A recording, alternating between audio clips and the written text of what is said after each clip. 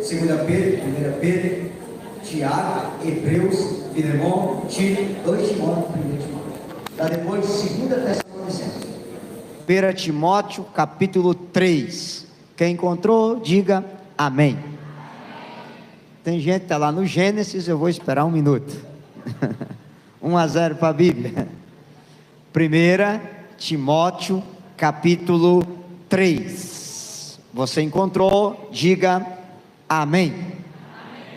1 Timóteo, é um tiquinho de Tiago, só um tiquinho, que essa Bíblia só é da letra grande, você quebra minhas pernas com ela.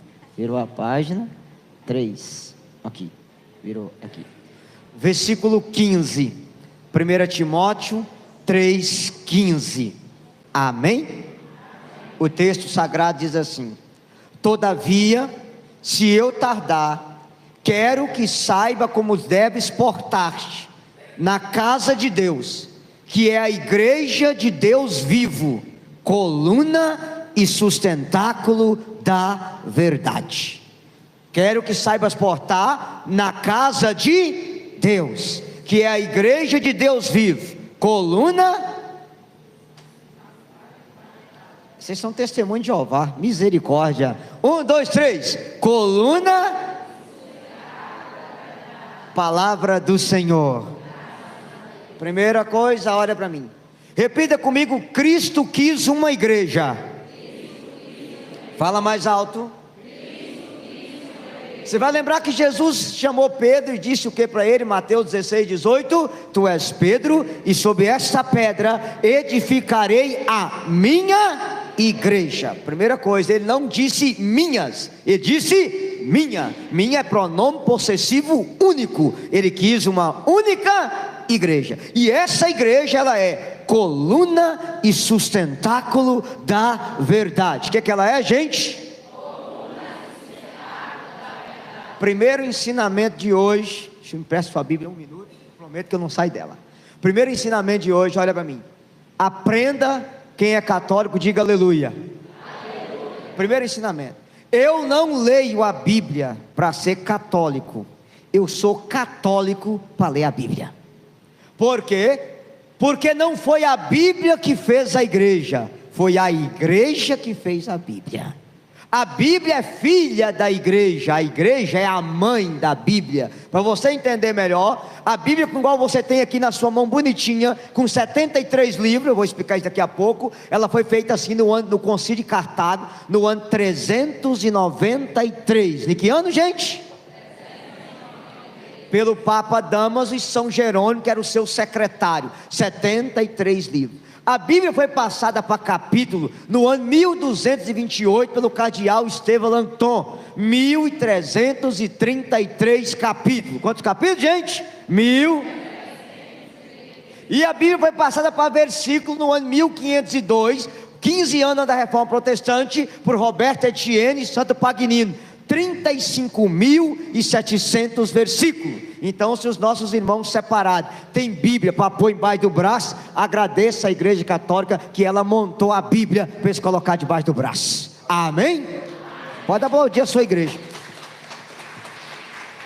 Então, eu queria que você repetisse comigo: eu não leio a Bíblia para ser católico, eu sou católico para ler a Bíblia. Ficou claro isso aqui? Diga amém. Segunda coisa que eu queria que você aprendesse: essa igreja que Jesus fundou, não é essa mentalidade que também está no meio de nós, mas que veio depois das antigas. Não, eu sou igreja. Eu não preciso de ir em igreja nenhuma, não preciso de placa de igreja, porque eu mesmo sou igreja. Seu nariz, você é membro da igreja, mas a igreja de Cristo, ela é hierárquica, ela tem uma hierarquia, ela é o corpo místico de Cristo, e você é membro dela, mas você em si não é igreja, você é membro da igreja. Você é igreja enquanto batizado, enquanto crismado, enquanto membro do corpo de Cristo. Porque agora virou moda católica assistir a missa pela televisão e falar: eu sou muito católico, todo domingo eu assisto a missa do Padre Marcelo, mas eu rezo aqui em casa mesmo. Quando Jesus voltar, você vai ficar na sua casa mesmo, você deixar de ser besta. Por acaso, se você assistir um churrasco pela televisão, você consegue comer aquela picanha top? Ela vem voando da televisão e entra na sua boca? Você vai ficar com mais fome ainda.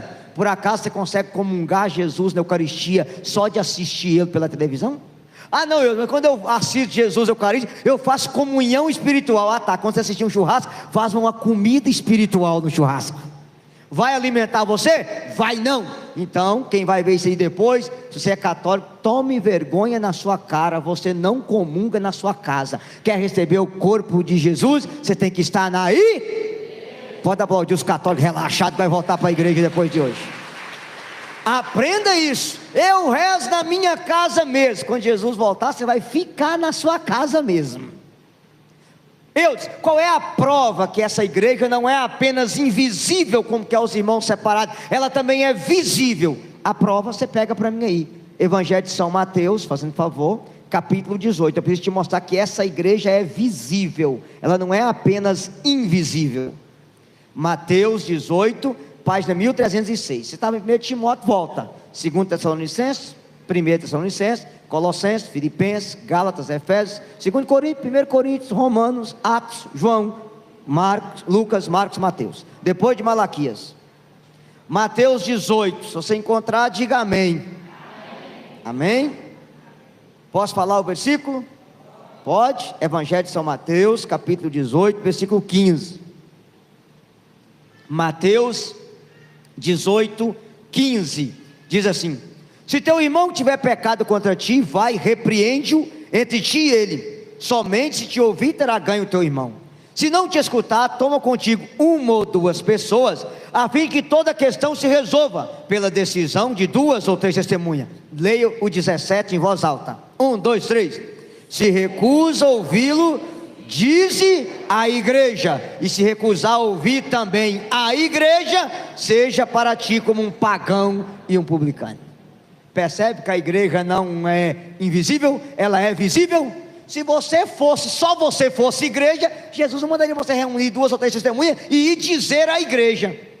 A igreja não é somente invisível, a igreja é o que, gente? Visível. Ela é o corpo místico de Cristo. Repita. Fala mais alto. Perguntaram ao Papa Bento XVI, para que existe a igreja? E ele respondeu: a igreja existe para conter o avanço do inferno sobre a face da terra.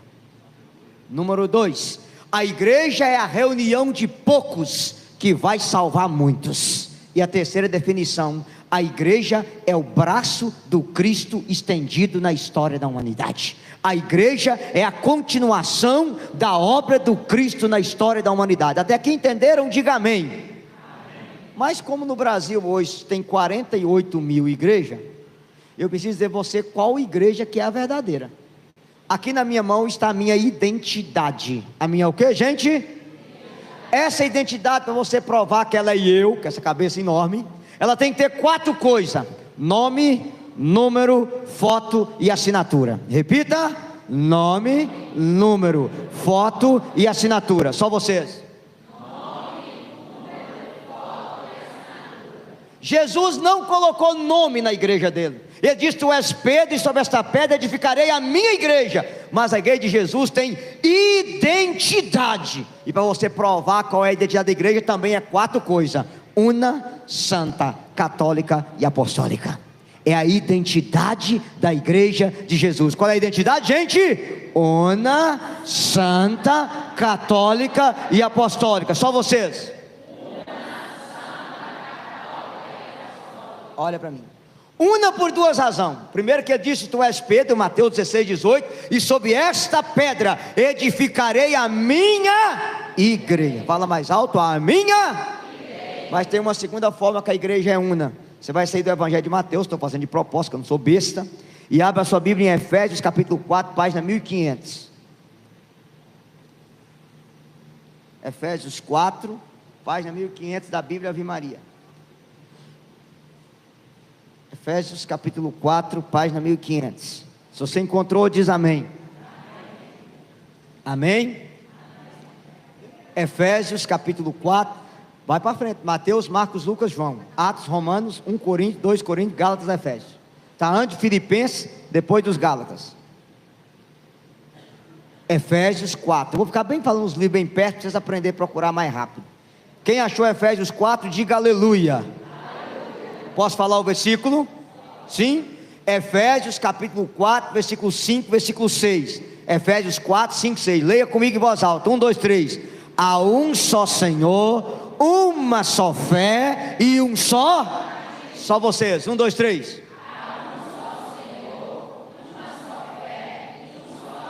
Olha para o cabeção. Presta atenção no que você vai ver. Você, domingo que vem, tem missa aqui. Amém? Se você for na missa nos Estados Unidos, é a mesma liturgia, é o mesmo evangelho, é o mesmo salmo, é a mesma leitura. Se você for na missa no Japão, é a mesma liturgia, é o mesmo evangelho, é o mesmo salmo, é a mesma leitura. Por quê? Porque a igreja tem uma unidade na fé, uma unidade na liturgia, uma unidade na palavra e uma unidade no sacramento. Se você vê uma missa em japonês, você sabe que é uma missa. Uma missa em inglês é uma missa em esquimó é uma missa, porque a igreja tem uma só fé, um só Senhor e um só.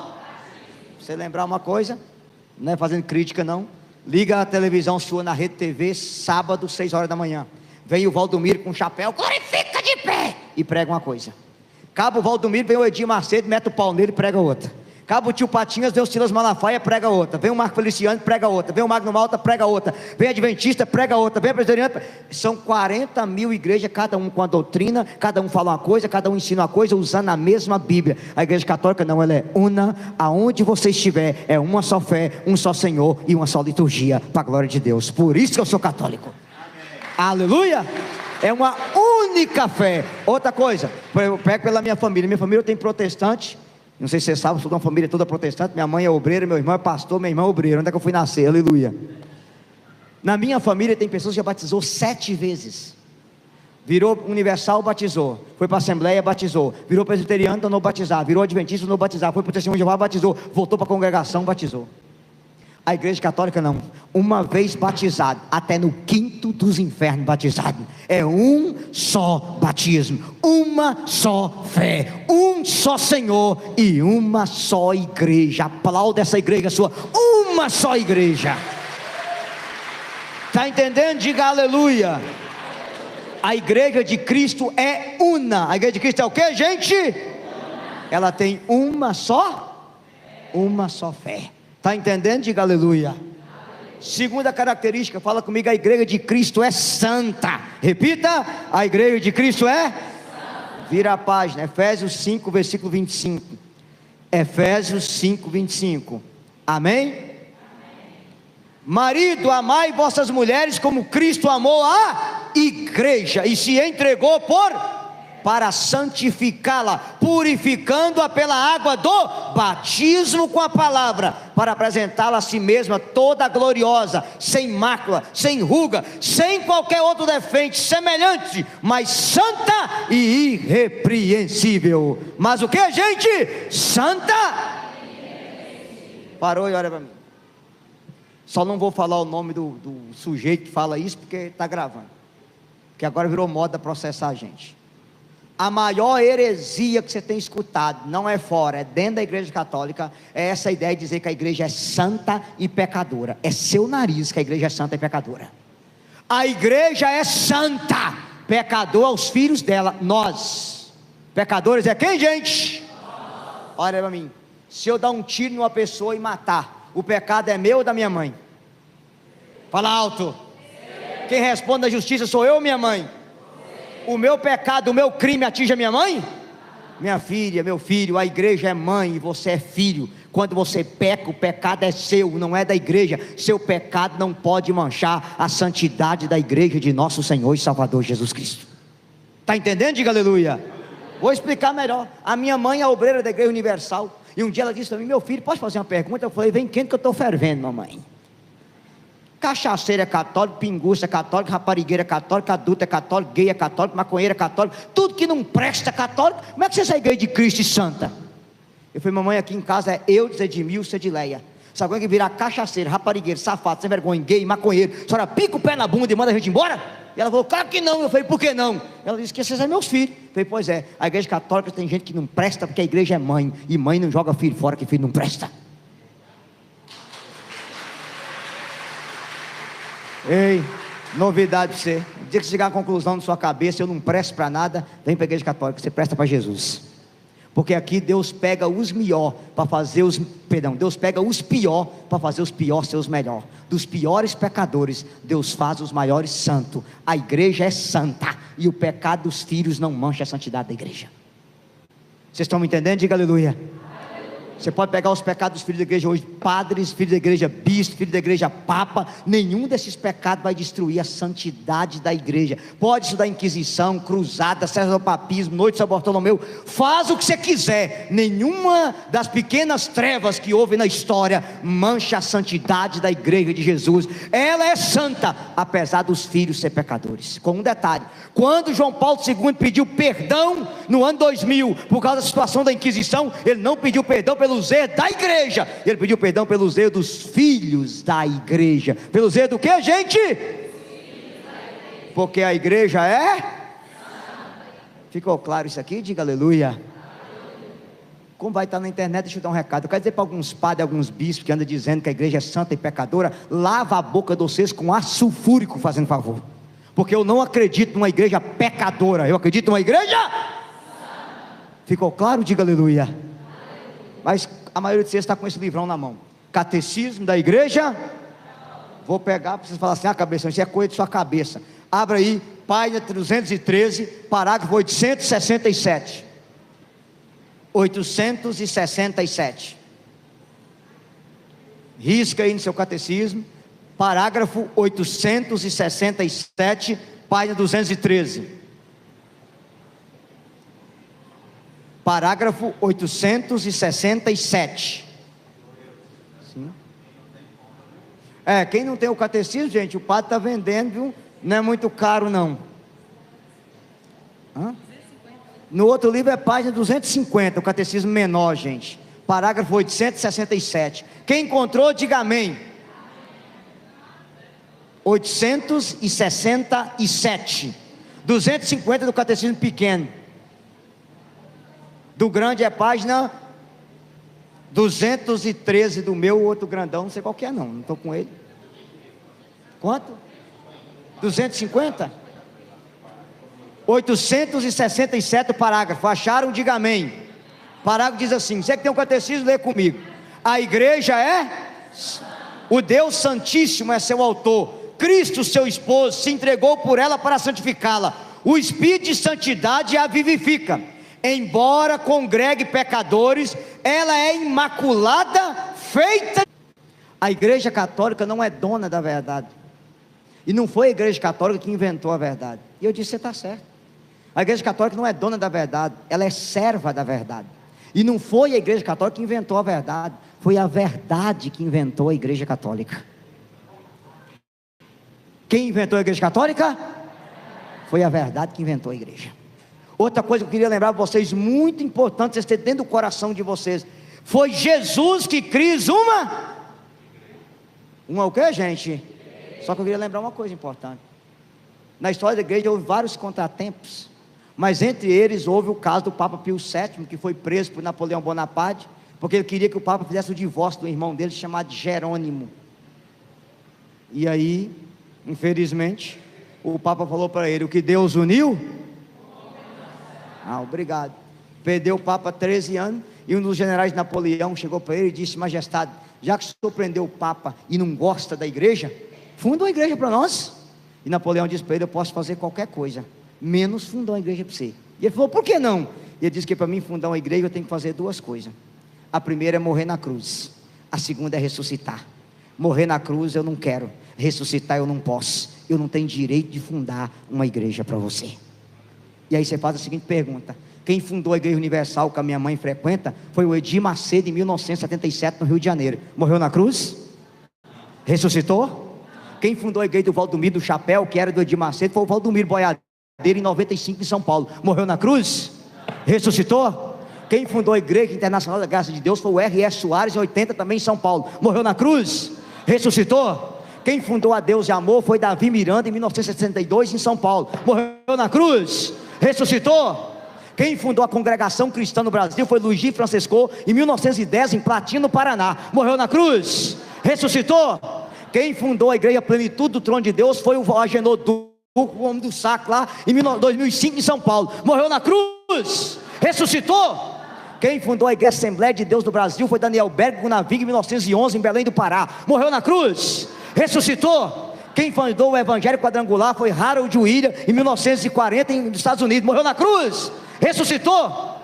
Quem fundou a Igreja Presbiteriana foi John Knox, em 1600, na Escócia. Morreu na cruz, ressuscitou. Quem fundou a Adventista do Sétimo Dia foi Ellen Goldwhite e Ellen Goldwhite e William Miller, em 1924, nos Estados Unidos. Morreu na cruz, ressuscitou. Quem fundou os Testemunhas de Jeová, domingo de manhã, te perturbando, foi Charles Taze Russell, em 1844, em Reddsville, nos Estados Unidos. Morreu na cruz, ressuscitou. Quem fundou os Batistas foi Giuseppe Smith, em 1623, na Escócia. Morreu na cruz, ressuscitou. Quem fundou os Anglicanos foi o rei Henrique VIII, que mandou matar a mulher e ficar com outra mais novinha, aleluia, em 1545, na Inglaterra. Morreu na cruz, ressuscitou. Quem fundou os Calvinistas foi John Calvin, em 1545, em Genebra, na Suíça. Morreu na cruz, ressuscitou. Quem fundou os Luteranos foi Martim Lutero, 31 de outubro de 1517, em Elsbach, na Alemanha. Morreu na cruz, ressuscitou.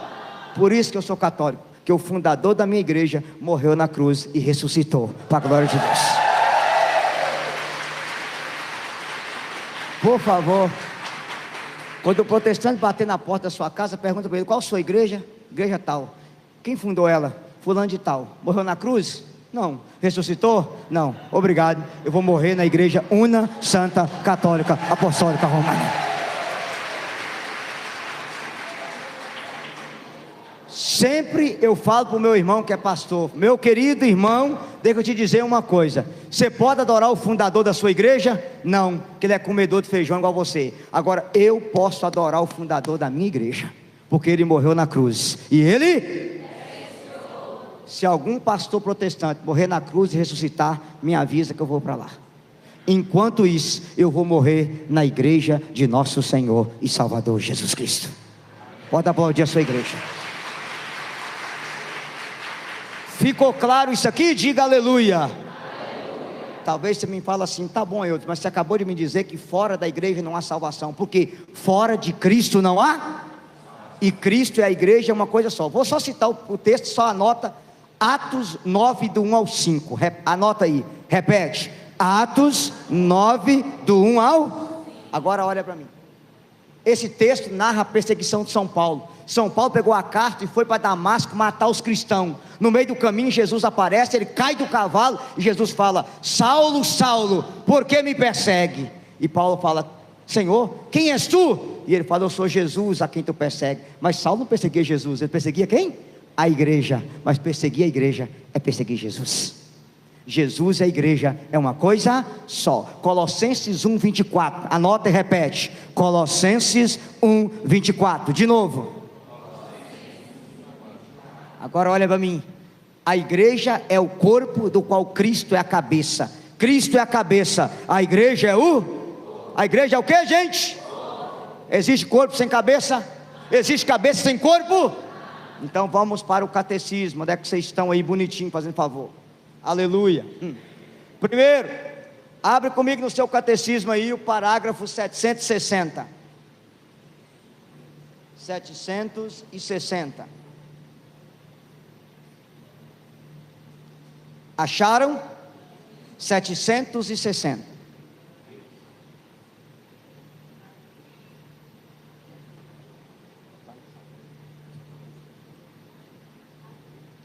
Ah, tá. Gente, vocês estão com confusão? Parágrafo é esse negócio do cantinho aqui, ó. Do cantinho em cima. A página é o pequenininho embaixo. Eu não estou falando a página, que o meu é diferente, o meu é mais antigo. Então, vou mostrar para vocês. Parágrafo é isso aqui, ó. Ó, no pequenininho é 218. No grande é qual? 218. A página 218, gente. É bom que vocês vão falando a página para mim, que vai ajudando, tá? 760, amém?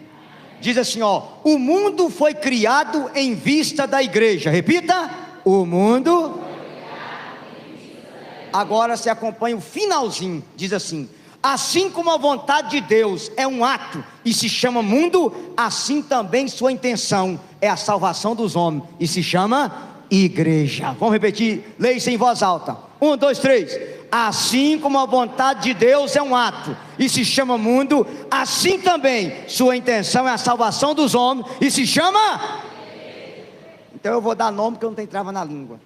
Cuidado quando você vê padre famoso igual o Fábio de Mello, que vai lá na Maria Gabriela e fala: não, Jesus não quis igreja, Jesus quis o reino de Deus. Igreja foi o que nós damos a Jesus. É o nariz dele. Jesus quis uma igreja, Jesus fundou uma igreja, Jesus edificou uma igreja para continuar sua obra nesse mundo. Vocês estão me entendendo, sim ou não? Entre a opinião do padre Fábio e a doutrina da igreja católica, fica com quem? Pode aplaudir se vocês entenderam. Com a doutrina da igreja. Outra coisa importante, abre aí fazendo favor agora, parágrafo 816, perdão, 816, pega para mim aí, parágrafo 816, página 234, acharam? Diga amém. O seu catecismo diz: a única igreja de Cristo, repita, é aquela que nosso Senhor, depois da ressurreição, entregou a Pedro para apacentar e confiou a ele e aos demais apóstolos para propagá-la e regê-la. Esta igreja, constituída e organizada nesse mundo como uma sociedade, subsiste na igreja católica, governada pelo sucessor de Pedro e pelos bispos em comunhão com ele. Amém, gente? Cabeção, e como é que você explica esse negócio que fora da igreja não há salvação? Eu vou ler no catecismo e te explico, tirando da teologia, porque senão vocês não vão entender, que é uma coisa muito teológica, tá? Abre aí, parágrafo 845. Parágrafo 845. Fala a página para mim aí. 243, página 845. Amém? É para reunir novamente todos os filhos que o pecado dispersou e desgarrou, que o Pai quis convocar toda a humanidade na igreja do seu Filho. A igreja é o lugar em que a humanidade deve reencontrar a sua unidade e a sua salvação. Ela é o mundo reconciliado. Repita: ela é o mundo. Ela é o navio que navega bem nesse mundo ao sopro do Espírito Santo, com as velas da cruz do Senhor plenamente desfraldada. Segundo uma outra imagem cara aos padres da igreja, ela é afigurada pela arca de Noé, a única que salva do dilúvio. Versículo 846. Como entender essa afirmação que fora da igreja não há salvação? Formulada de maneira positiva, ela significa que toda a salvação vem de Cristo cabeça, através da igreja que é o seu, apoiado na Sagrada Escritura e na tradição. O concílio ensina que essa igreja peregrina é necessária para a salvação. O único mediador e caminho de salvação é Cristo, que nos torna presente no seu corpo, que é a igreja. Ela, porém, vinculando com palavras, expressa a necessidade da fé e do batismo. Ao mesmo tempo confirmou a necessidade da igreja, na qual os homens entram pelo batismo, como que por uma porta. Por isso não pode se salvar aqueles que, sabendo que a igreja católica foi fundada por Deus, através de Jesus, como instituição necessária, apesar disso não quiser nela entrar, ou então perseverar. Deixa eu tirar da teologia e te explicar. 3 pontinhos para vocês entenderem assim rapidamente. Fora da igreja não há salvação, porque fora de Cristo não há. Atos 4:12, Ele é o único Salvador. João 14:6, ninguém vem ao Pai senão por mim. Mas Cristo edificou uma igreja para continuar a sua obra. Essa igreja é o que? O corpo, e Cristo é o? Cristo é o? Então não se separa a cabeça do? Pronto, então é a primeira coisa, não há salvação fora da igreja, que a igreja de Cristo é uma coisa só, e ninguém se salva fora de Cristo, amém? Segundo tópico, não há salvação fora da igreja, para as pessoas que, conhecendo a necessidade da igreja, não quiser entrar nela, ou não quiser perseverar nela. Aí vem 2 coisas. Primeiro, os de fora, se ouvir a verdade, ouvir a palavra, e não quiser entrar, meus pêsames. Ninguém se salvou fora da arca de Noé, ninguém se salvará fora da igreja. E você que está aqui dentro, Se você resolver montar a sua própria igreja, Alex resolve montar uma igreja pentecostal, nem tudo está perdido para ganhar dinheiro, meus pêsames. Ele está sabendo da verdade e não quis perseverar na verdade. Amém? Aí vem o terceiro ponto que todos vocês querem saber. Tá, Eudes, mas uma pessoa que mora na Coreia do Norte, que nunca ouviu falar de Jesus, que mora no Japão, que mora na China, que mora não sei aonde, e aí? Todas elas vão para o inferno? Não. Deixa eu te explicar. Nós temos a lei da igreja e temos a lei natural, ou lei da consciência, escrita na consciência de todo ser humano. Deixa eu explicar para você. Todo ser humano sabe que desonrar o pai e a mãe é errado, sim ou não? Todo ser humano sabe que roubar é errado, sim ou não? Qualquer ser humano, independente de qualquer religião, de qualquer credo, sabe que mentir é errado, sim ou não? O nome disso é lei natural, está escrito na consciência de qualquer ser humano. Nós pertencemos ao corpo da igreja. Essas pessoas pertencem à alma da igreja. Elas não serão julgadas pela lei da igreja, elas serão julgadas pela lei natural, escrito na consciência, porque elas sem culpa não conheceram o evangelho. Elas podem se salvar? Pode. Não que Buda vai salvar, não que Maomé é salvo, não que Chico Xavier é salvo. Elas são salvas por Cristo, através da igreja, pela misericórdia de Cristo, que as alcança, mas elas não é julgada pela lei de Cristo. Outra coisa, quantos sacramentos existe? Não, 8. O oitavo sacramento chama-se Santa Ignorância. Fala mais alto. Mais alto. Essas pessoas serão salvas pelo oitavo sacramento, a santa ignorância, porque elas não conhecem a verdade, ninguém anunciou para elas a verdade, então elas não serão julgadas conforme nós seremos julgados. Agora só que tem uma coisa triste para contar para vocês. É mais fácil elas se salvar do que nós, que elas estão na ignorância, e você que está aqui, meus pêsames. Ou seja, o julgamento nosso vai ser muito mais severo do que o delas. Por isso que a primeira carta de Pedro, capítulo 4, a partir do versículo 18, diz que o julgamento começará pela casa de Deus. Vamos repetir? O julgamento começará. Percebe? Então vocês estejam atentos a essas coisas. Então olha para mim aqui, o hindu pode se salvar, o chinês, o coreano pode, não que Buda salva eles, não que Maomé salva eles, não que Confúcio, não, se eles se salvar, eles se salvam por Cristo, pela misericórdia de Cristo, através da igreja, mas eles são julgados não pela lei da igreja, mas pela lei natural, escrita na consciência de cada ser humano. Entenderam agora? Diga amém. Quando é que eles serão condenados? Se alguém pregar para eles, anunciar o evangelho, anunciar a igreja, anunciar Cristo, e eles renegarem essa salvação. Se você renegou, não tem como você ser salvo. Ficou claro isso aqui? Diga amém, gente. Amém. Ficou esclarecido, gente? Amém. Agora vamos lá. Então essa igreja, una, santa, católica e apostólica, repita. Ela tem 3 fontes da revelação: Bíblia, tradição e magistério. Repita. Fala mais alto.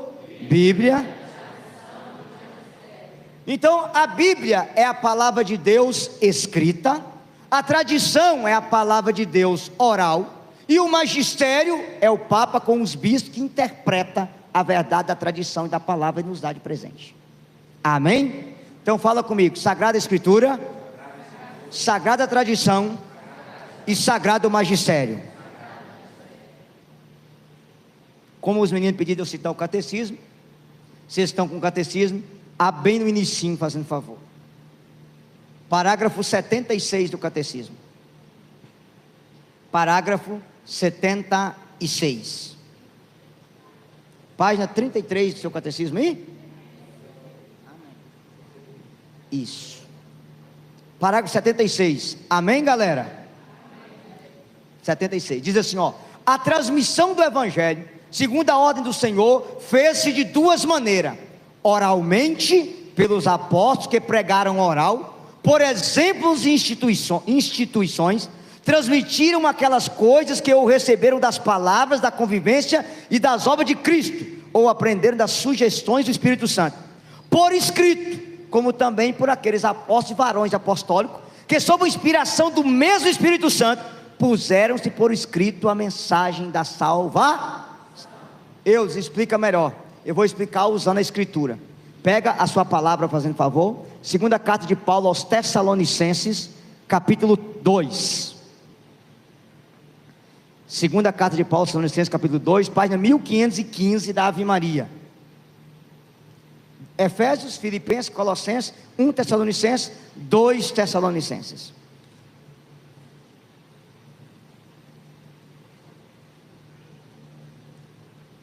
Tessalonicenses, capítulo 2. Se vocês encontraram, diga amém. Amém, gente? Posso falar o versículo?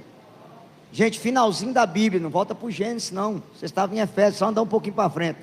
Apocalipse, Judas, 3 João, 2 João, 1 João, 2 Pedro, 1 Pedro, Tiago, Hebreus, Filemão, Tito, 2 Timóteo, 1 Timóteo, 2 Tessalonicenses. Finalzinho da Bíblia. É quase 1,5 essa carta de Tessalonicenses. 2 Tessalonicenses, capítulo 2. Esse é o versículo mais importante que vocês terem no coração. Posso falar o versículo? Pode. Capítulo 2, 2 Tessalonicenses, capítulo 2, antes de Timóteo, versículo 15. 2 Tessalonicenses 2, 15. Vamos ler em voz alta. 1, 2, 3. Assim, pois, irmão, ficai firmes e conservai os ensinamentos que de nós aprendestes, seja por palavra, seja por carta nossa. Percebeu? Palavra é tradição, carta é a escritura. Ficou claro isso aqui? Diga amém, gente. Só uma coisa, antes de continuar e ler no catecismo, olha para mim. Quantos livros tem o Novo Testamento? 27. Quantos livros? Eu dou um livro meu de presente se alguém da Assembleia, certo, Alex, aquela cabeça grande maior do que a minha, falar qual foi o primeiro escrito do Novo Testamento. Qual foi o primeiro escrito? Primeiro livro a ser escrito? Não. Primeira carta de Paulo aos Tessalonicenses. Foi o primeiro livro a ser escrito. No ano 50, veja, 20 anos depois da ressurreição. O primeiro evangelho a ser escrito foi o evangelho de Marcos. Marcos não conviveu com Jesus. Ele foi discípulo de Pedro. Ele ouviu Pedro pregar e escreveu o evangelho. Percebe? Jesus não mandou os apóstolos escrever, ele mandou os apóstolos pregar. Marcos 16, 15. Ide por todo mundo e pregai. Ele não mandou escrever, ele mandou pregar. Marcos ouviu Pedro pregar e escreveu o evangelho. O segundo evangelho a ser escrito foi o de Mateus. Ele foi escrito para os hebreus. Mateus foi apóstolo. Foi o que, gente? Mas ele escreveu o evangelho 30 anos depois. 40 anos depois, perdão. Então ele teve que ouvir muita gente para poder ajudar ele a relembrar o que ele tinha visto.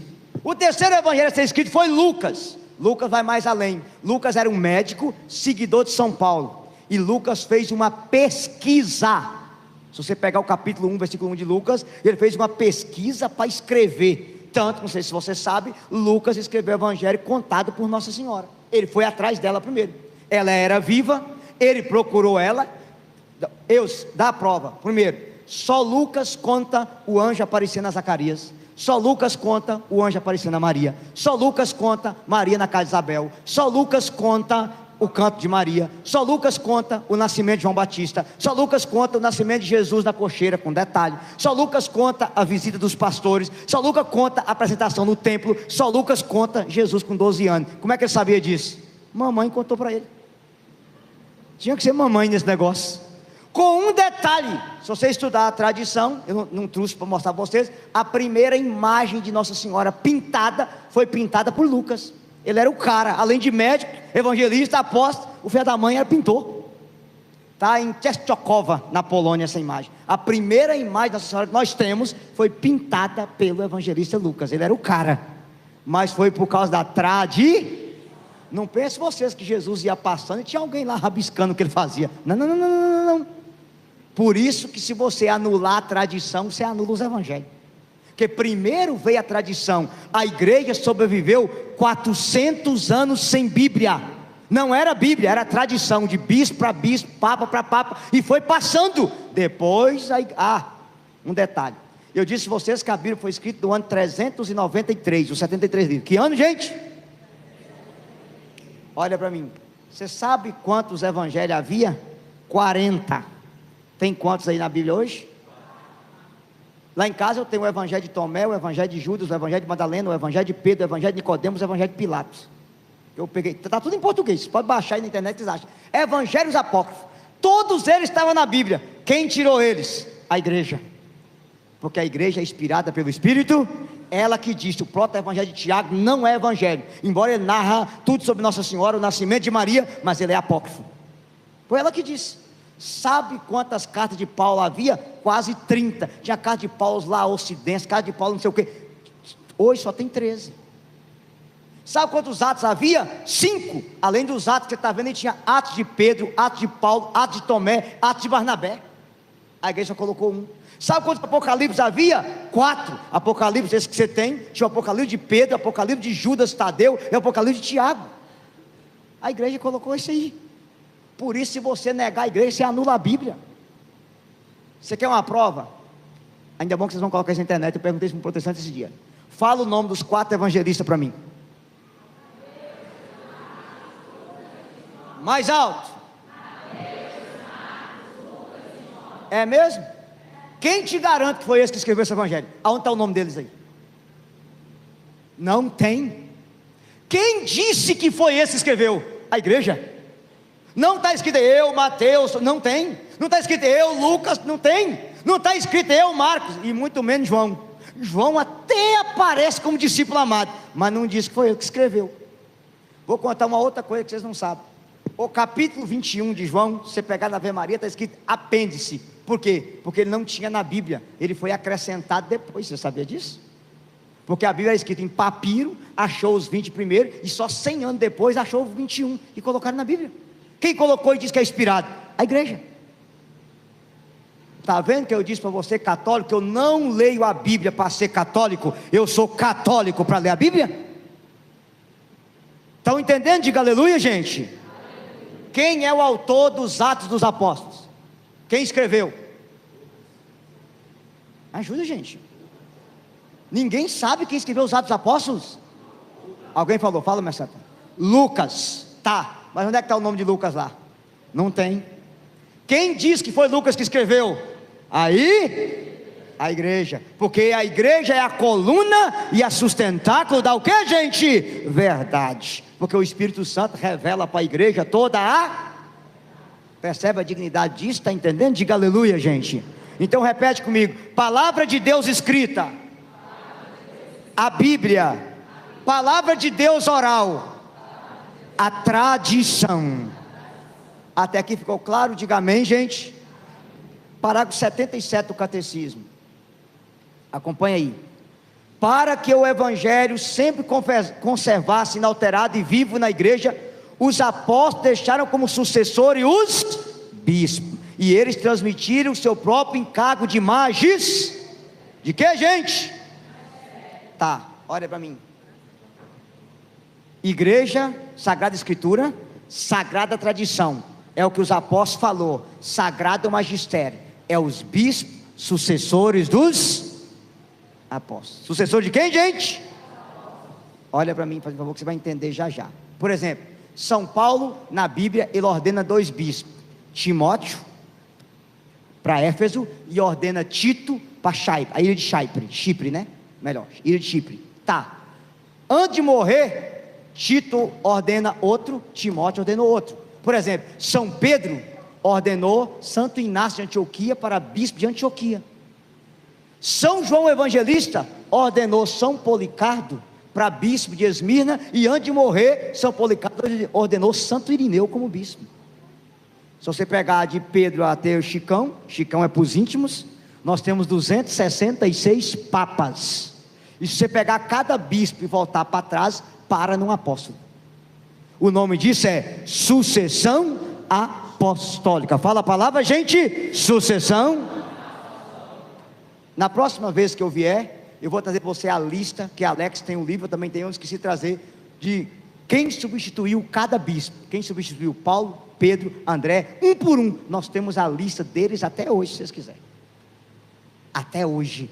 Porque a igreja é uma continuidade na história. Até aqui está ficando claro? Diga aleluia. Outra coisa, olha para mim que é bom você saber. Nem tudo que Jesus falou está na Bíblia. Repita. Nem tudo que Jesus falou está na Bíblia. Fala mais alto. Nem tudo que Jesus falou está na Bíblia. Abra a sua Bíblia, Evangelho de João, capítulo 21. Aquele que eu falei que vocês lá. Aleluia. João 21. Gente, deixa eu ver o horário, senão já era. João 21. Página 1412. João 21.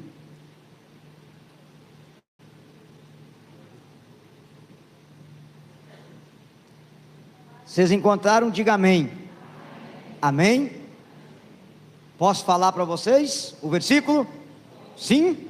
João capítulo 21, versículo 25. O último versículo. Leia comigo em voz alta. 1, 2, 3.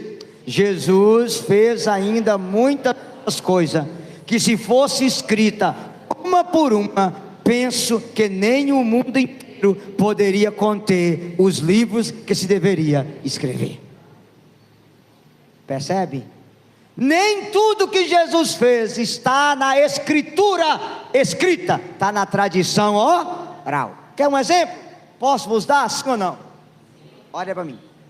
Você sabe que o que nós temos que Jesus falou está escrito nos 4 evangelhos: Mateus, Marcos, Lucas e João. Amém? Tem uma frase que foi Jesus que disse. Repete a frase bem alto comigo: a maior felicidade em dar do que receber. Repita. Foi Jesus que falou essa frase, sim ou não? Sim ou não, gente? Se você me mostrar nos evangelhos, eu como a página e deixo de ser católico. Jesus falou ela? Falou, mas não está nos evangelhos. Então se não está nos evangelhos, onde é que está então? Então vamos ver onde é que ela está. Vira uma página aí, Atos capítulo 20. Atos 20, vamos ver onde é que ela está. Amém? Atos 20, se você encontrar, diga glória a Deus. Glória a Deus. Posso falar o versículo? Pode. Atos capítulo 20, página 1438. Amém? Amém, gente? Versículo 35. Atos 20, 35. Em tudo vos tenho mostrado que assim, trabalhando, convém acudir os fracos e lembrar-se das palavras do Senhor Jesus, porquanto Ele mesmo disse, força, a maior, fala mais alto, passa para frente. Bíblia da Ave Maria tem um rodapézinho embaixo, está escrito o quê? É maior felicidade. Esta sentença de Jesus não se encontra nos evangelhos. Tradição, está vendo? Então, por isso que é bom vocês ter conhecimento. Outra frase que foi Jesus que falou, olha para mim: quem está perto de mim, está perto do fogo. Repita. Se você mostrar onde é que está no evangelho, eu como a página. Aonde que essa frase está? Essa frase está nos escritos de Santo Inácio de Antioquia. Santo Inácio de Antioquia é aquela criança que Jesus põe nos braços e abençoa. Ela vai virar bispo de Esmirna depois, sagrado por Esmirna não, de Antioquia, sagrado por São Pedro. E Santo Inácio dizia: Jesus disse, quem está perto de mim, está perto do fogo. Essa frase não está nos evangelhos, porque nem tudo que Jesus falou está escrito nos evangelhos. Está entendendo? Diga amém, gente. Amém. Então vamos lá aqui, para a gente enxugar melhor, vou mostrar para você 2 coisas do catecismo, para a gente já ir para o fim da palestra. Pega para mim aí o parágrafo 81 agora. 81 do catecismo, 35 a página. Diz o que aí, gente? A Sagrada Escritura é a palavra de Deus, enquanto é redigida sob a moção do Espírito Santo. Repita.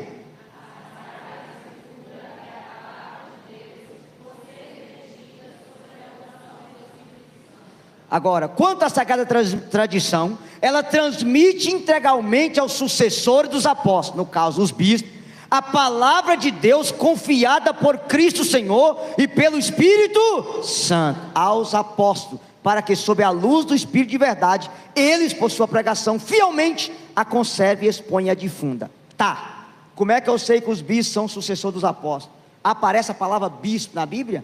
Sim. Atos 20, onde é que vocês estão aí? Eu faço questão de mostrar a vocês. Atos 20, você fechou a Bíblia, minha irmã? Não acredita. Atos 20, amém? Versículo 28, Atos 20, 28, diz o que? Cuidai de vós mesmos e de todo o rebanho, sobre o qual o Espírito Santo vos constituiu bispos, para pastorear a igreja de Deus. Para quê, gente? Que ele adquiriu com o seu próprio sangue. Sei que depois da minha partida se introduzirão entre vós lobos cruéis, que não pouparão o rebanho. Percebe? Já vai a palavra bispo, episcopo, na Sagrada Escritura. Claro que eu não tenho tempo de dar uma aula sobre isso, que ia demorar muito. Só estou mostrando rapidamente. Ficou claro isso aqui? Diga amém. Outra coisa, qual é a função do magistério? Como é que é? Ah, sim, eu vou falar do solo da Escritura. Tá. Qual é a função do magistério da igreja? Presta atenção, vai para o número 85, que eu vou parar de falar do catecismo aqui, e dar mais uma explicação para vocês. Número 85, vocês acharam? Catecismo 85. O ofício de interpretar autenticamente a palavra de Deus, escrita, ou seja, a Bíblia, ou transmitida, tradição, foi confiada unicamente ao magistério vivo da igreja. Confiada a quem, gente? Cuja autoridade se exerce em nome de Jesus Cristo, isto é, aos bispos em comunhão com o sucessor de Pedro, bispo de Roma. Tal magistério, eu vou explicar isso aí agora, não está acima da palavra de Deus. Repita. Mas a serviço dela, não ensinando senão o que foi transmitido. Parou e olha para mim que agora o pepino engrossa. Para você entender, católico, para os nossos irmãos protestantes, só a Bíblia é a fonte de fé. Se não tiver na Bíblia, eu não acredito. É mesmo? Não tem a palavra Brasil na Bíblia não, mas tem. O Brasil existe? Tem ele na Bíblia? Me ajuda, gente. A Bíblia é a verdade, mas nem toda a verdade está na... E é a própria Bíblia que diz que nem toda a verdade está nela. João 21, 25. Amém? Segunda coisa importante vocês saberem, olha para mim aqui. A função do magistério é interpretar a palavra de Deus. Por quê? Aí vocês vão cair do cavalo. Católico não interpreta a Bíblia, católico entende a Bíblia. Repete a frase. Católico não interpreta, católico me mostra na Bíblia. Já que eu tenho o Espírito Santo, por que eu não posso interpretar? Por isso que do lado de lá está aí desse jeito. Pequenas igrejas, grandes negócios. Pastor briga com fulano e abre outra, briga com fulano e abre outra, briga com fulano e abre outra, e cada dia tem uma portinha mais estranha que a outra, usando a mesma Bíblia. Por favor, segunda carta de Pedro, abre para mim aí, finalzinho da Bíblia. Segunda carta de Pedro, capítulo 1, você vai entender agora. Segunda Pedro, página 1547, capítulo 1. Segunda Pedro, capítulo 1. Quando você encontrar, diga amém. Amém? Segunda carta de São Pedro, capítulo 1. Pode falar o versículo? Pode, gente. Esse é o versículo mais importante para ser católico ter. São Pedro é um e-mail, quase um Twitter. É finalzinho, segunda carta. Apocalipse, Twitter de São Judas, o Facebook de São João, Instagram, a carta. Segunda Pedro. Está antes de 1 João, depois de 1 Pedro. Ficou fácil vocês encontrar. Tá? Primeira, aqui, você volta aqui, minha santa. Segunda Pedro, capítulo 1. Aqui, ó. Segunda Pedro, que é duas cartas, capítulo 1. Vocês encontraram, diga amém. Posso falar o versículo? Versículo 20. Segunda Pedro 1, 20. Leia comigo em voz alta. 1, 2, 3. Antes de tudo, saber que nenhuma profecia da Escritura é... Só vocês, leia. 1, 2, 3.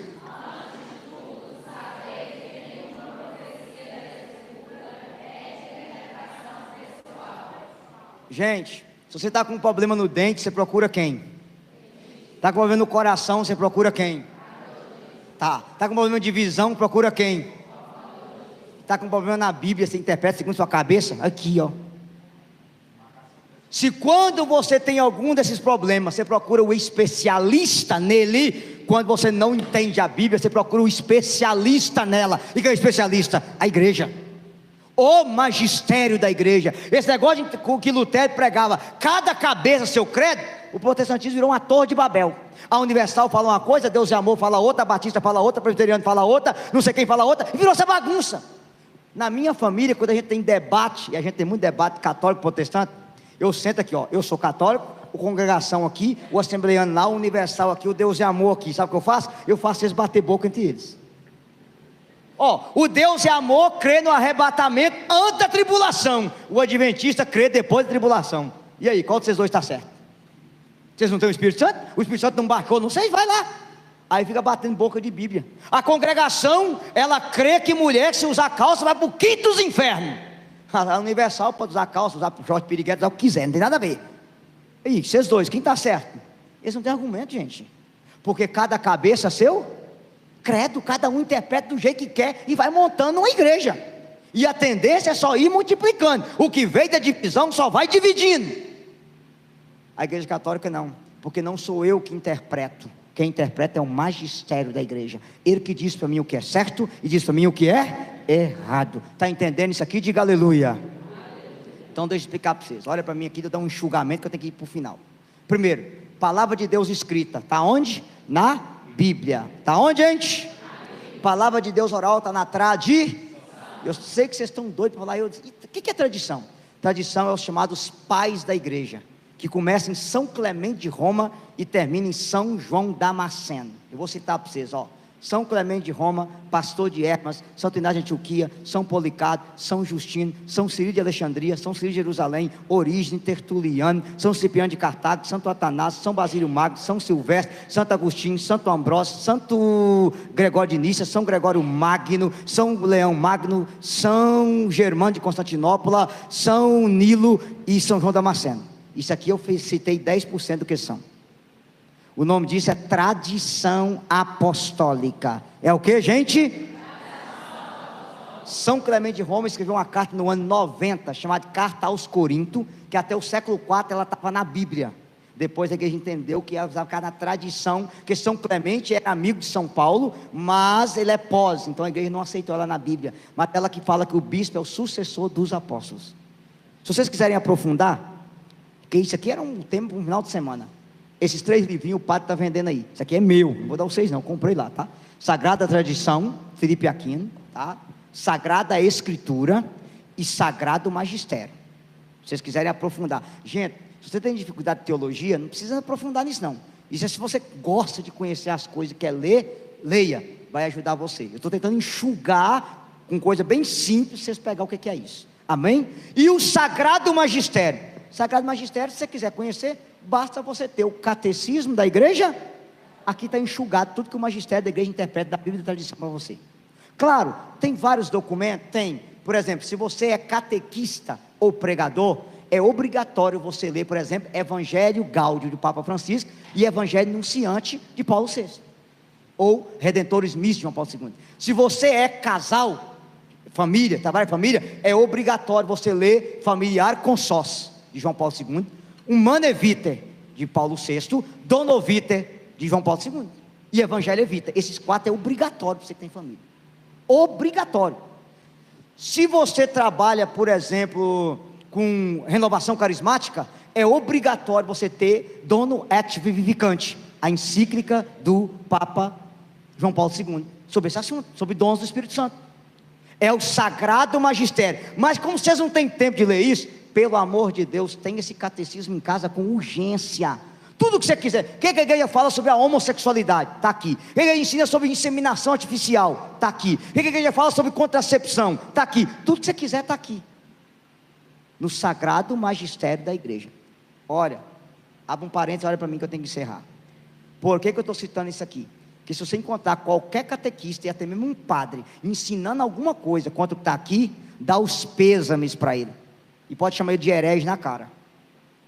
Porque na igreja católica nós não temos opinião pessoal. Nós ensinamos, aliás, eu até anotei isso para vocês aqui. Quem quer ser católico, diga aleluia.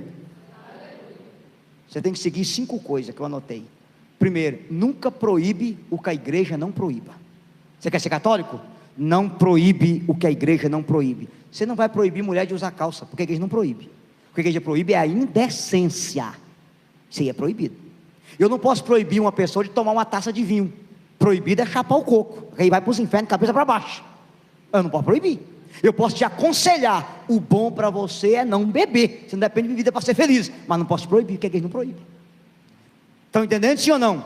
Eu não posso obrigar a mulherada a usar véu.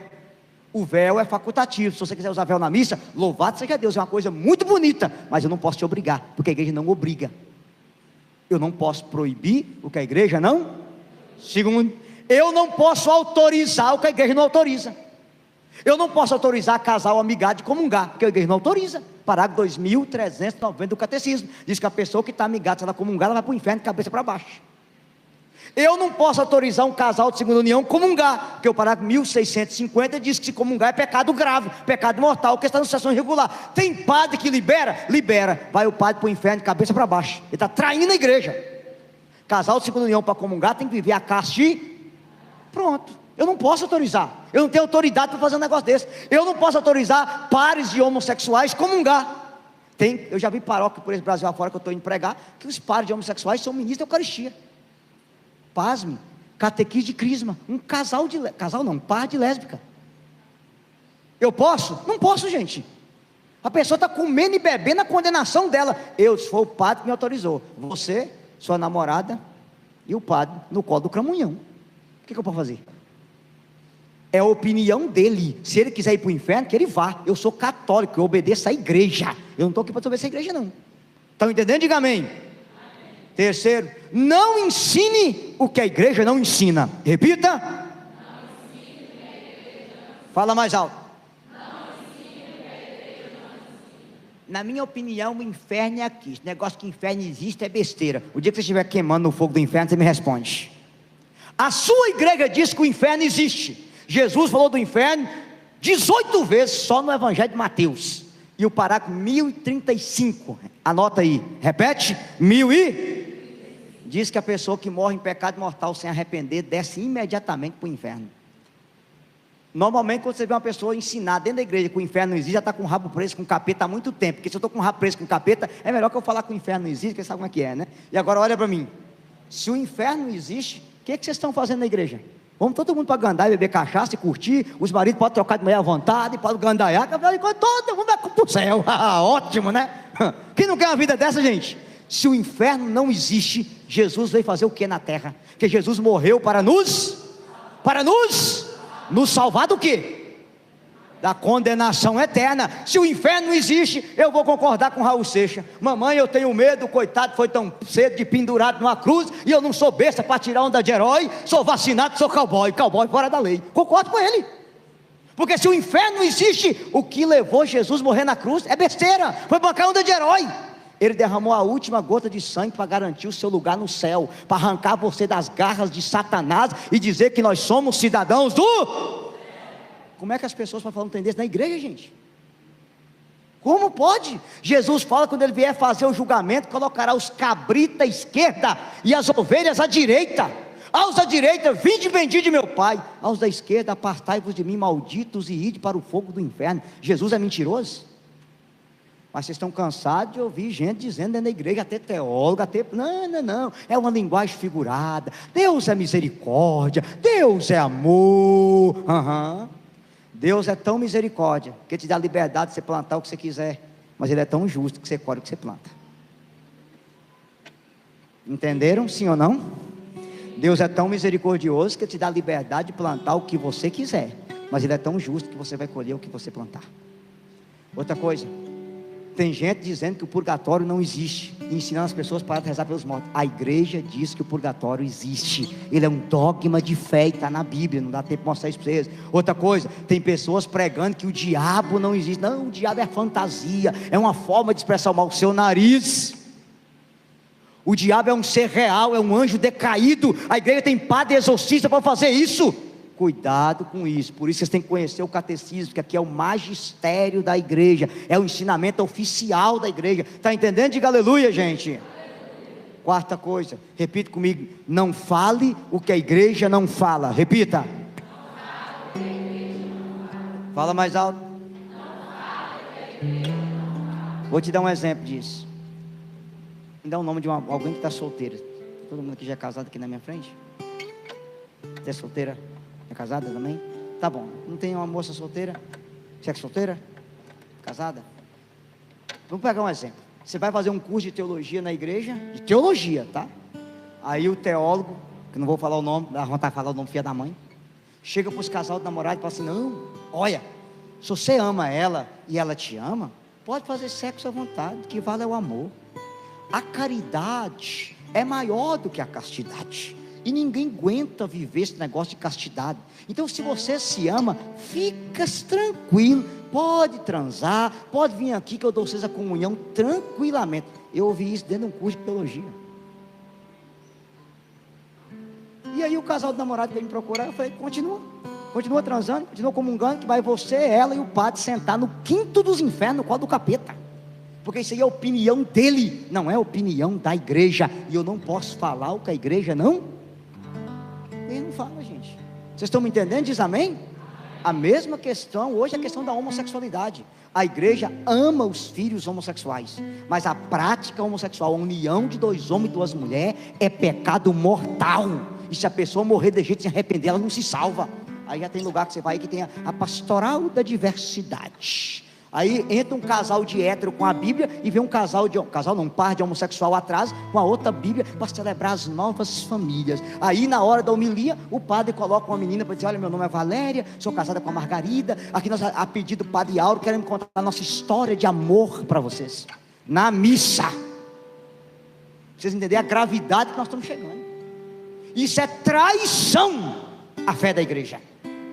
Então eu estou falando para vocês, tenha esse catecismo na mão, que quando alguém ensinar alguma coisa contrária, fala: padre, isso aqui é sua opinião, e eu não vim na igreja escutar a sua opinião, eu vim aqui escutar a opinião da igreja de nosso Senhor Jesus Cristo. Amém, gente? Pode aplaudir a sua igreja, a opinião dela.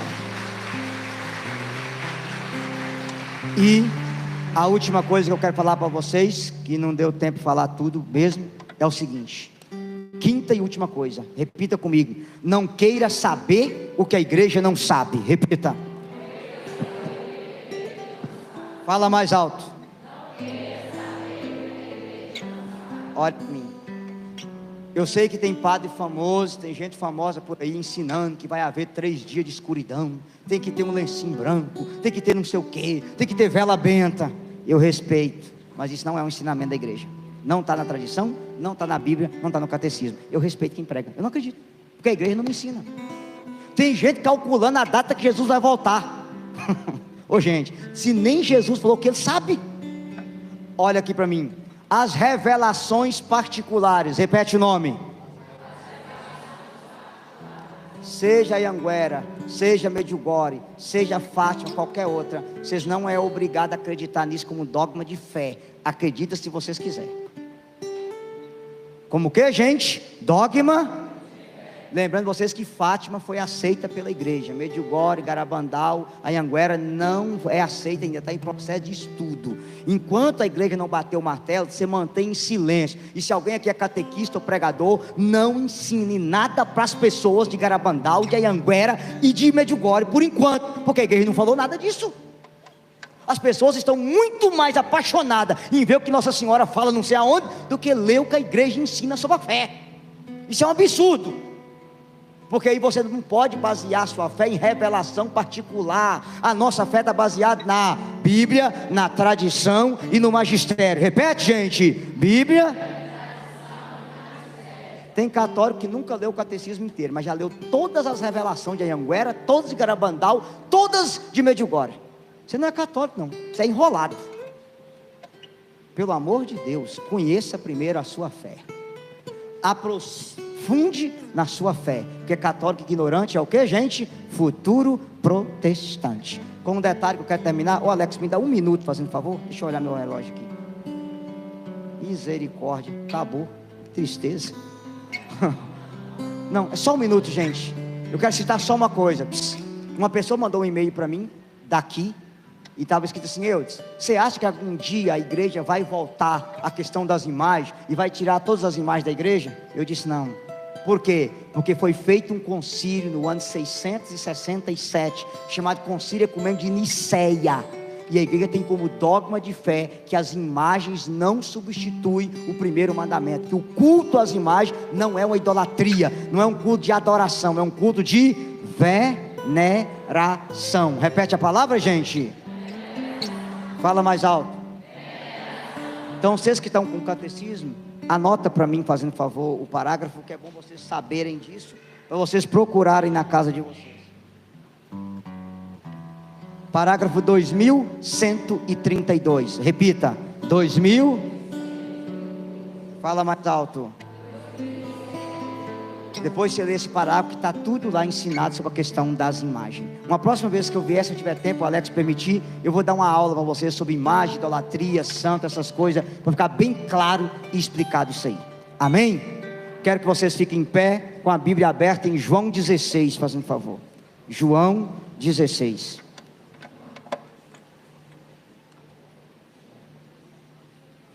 João 16.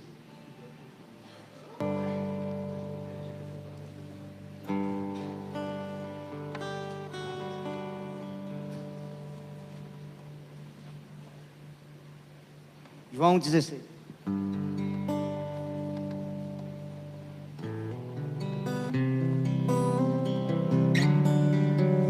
João 16. Amém, gente? Posso falar o versículo? João 16, versículo 13. João 16, 13, página 1406. Vamos ler em voz alta. 1, 2, 3. Quando vier o Paráclito, o Espírito da verdade, ele vos ensinará toda a verdade. Só vocês. 1, 2, 3. Quando vier o Paráclito,